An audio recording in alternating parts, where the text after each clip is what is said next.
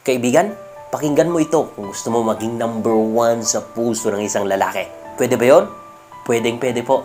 Kaya ano pang hinihintay natin? Simulan na natin.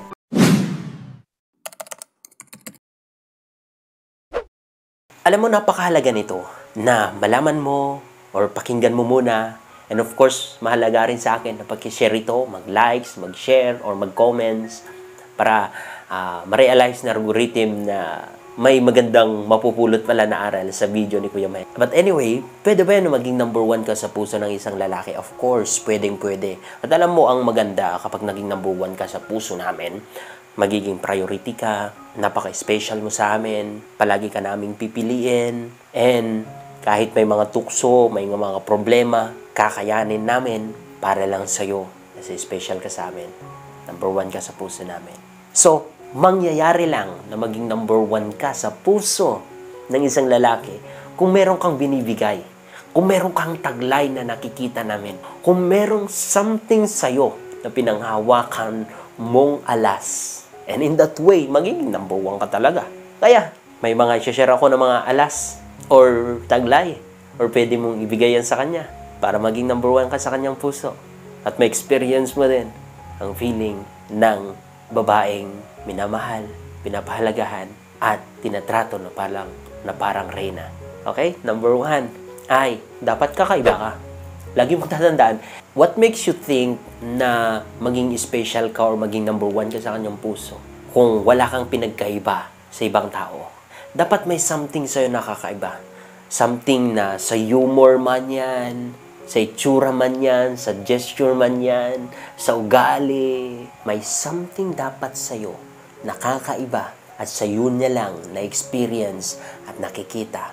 In that way, kaibigan, trust me, hahanap-hanapin ka niya at maging number one ka. Paano mo ma-achieve ito? Paano mangyayari ito sa'yo? Of course, huwag kang sunod-sunuran ng uso lang. Of course, hindi porke sikat or hindi porke nakikita mo na ginagawa ng ibang babae ay gagawin mo rin. Of course, kilalanin mo kung sino ka. Be genuine kung sino ka. Bawat tao po ay special. Bawat tao po ay may sariling diskarte para mapasaya yung partner, para maipakita na ikaw ay hindi tulad ng iba. Bawat tao ay may taglay na kakaiba na kung saan tayo lang yung kayang makapagbigay ng the best na ganun. So alamin mo yun, kaibigan. Don't be common, be uncommon, and you will see.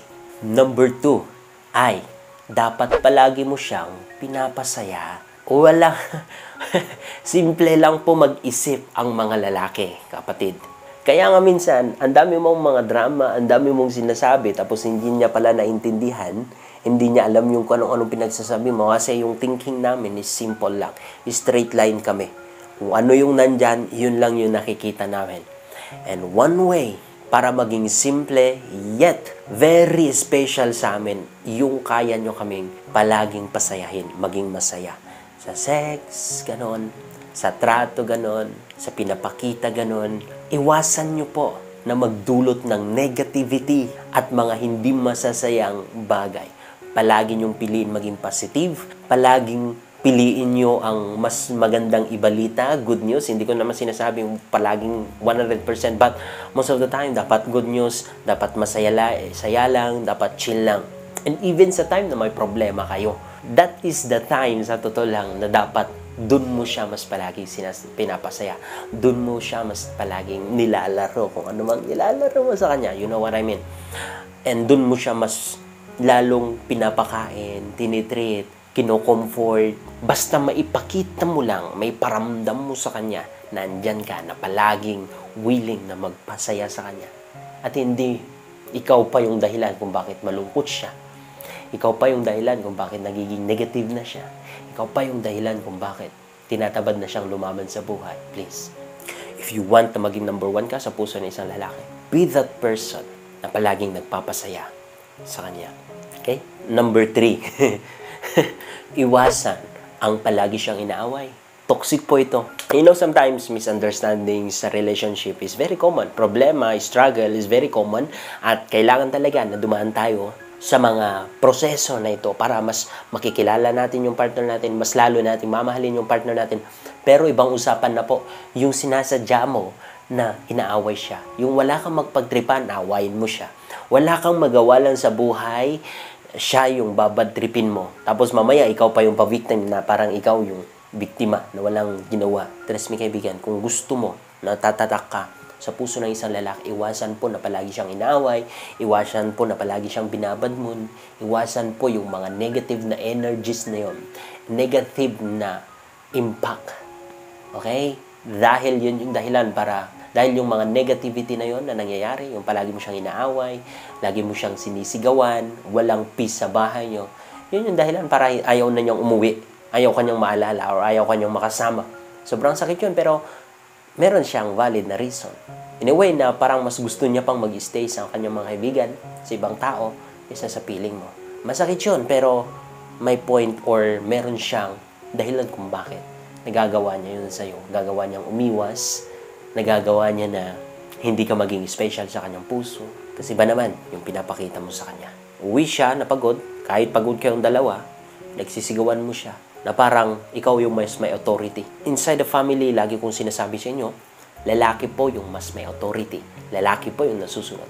At kapag ikaw yung nang-aapak sa kanya, nang sisigawan sa kanya, na parang siya'y anak mo lang, then nadidisrespect siya, nadidishonor. And natural instinct namin na mga kalalakihan na mabuisit, iwanan, o mawalan ng gana sa taong nagdidisrespect sa amin. So, kung gusto mong tatatak sa kanyang puso, then, iwasan na palagi siyang inaaway, especially kung wala man naman talagang sapat na dahilan. And, yung mga malilit na bagay, palampasin mo na lang. Hindi rin niya lang pakikinggan yan. Kasi kami, straight line talaga kami. Kung kayang palampasin, then palampasin. Okay? Para maiwasan ang mga negative energies na papasok sa relasyon ninyo. Okay? Number 4, this is very important, is that dapat i-maintain pa rin yung pagiging malinis ng katawan at pagiging sexy. Kung gusto mo na natatatak ka sa kanyang puso, kahit sa mga mag-asawa, yung feeling na kahit matagal na kayo, may mga anak ka na, pero sexy mo pa rin, malinis ka pa rin, then magiging proud yan. Proud yan sa'yo. So sabihin na kahit na nagkaroon na ng 3, 4, or 5 anak yung asawa ko, sexy pa rin. Malinis pa rin. What's the point para maghanap pa siya ng iba? Ito kasi ang problema. Kasi once na nagtagal na kayo sa relationship, parang nawawala na rin yung excitement nyo, yung gana nyo na magpaganda, magpa-sexy. Kasi masyado na kayong naging comfortable sa isa't isa. Hindi po maganda. Too much comfortable sa isang relationship ay hindi po maganda sa totoo lang. Kasi hindi mo na nabibigyan ng effort, hindi mo na nabibigyan ng attention, yung mga dapat binibigyan ng attention kapag naging komportable ka na okay lang kahit hindi ka mag-shower, okay lang na hindi ka magpa-sexy, okay lang yung ganun na lang yung katawan mo. Trust me, kung gusto mo na tatatak sa kanyang puso, then maging malinis pa rin, dapat doble, magpa-sexy pa rin. And you will see, ikaw din lang ang magbe-benefit. Okay? Next, last but not the least, number 5 ay, ito ang pinakamatindi at pinakamasaya sa aming mga lalaki. Ang mag-submit ka sa kanya. Ito ang pinaka napapansin ko sa mga relasyon ngayon na walang submission. Napapansin ko sa mga mag-asawa na walang submission.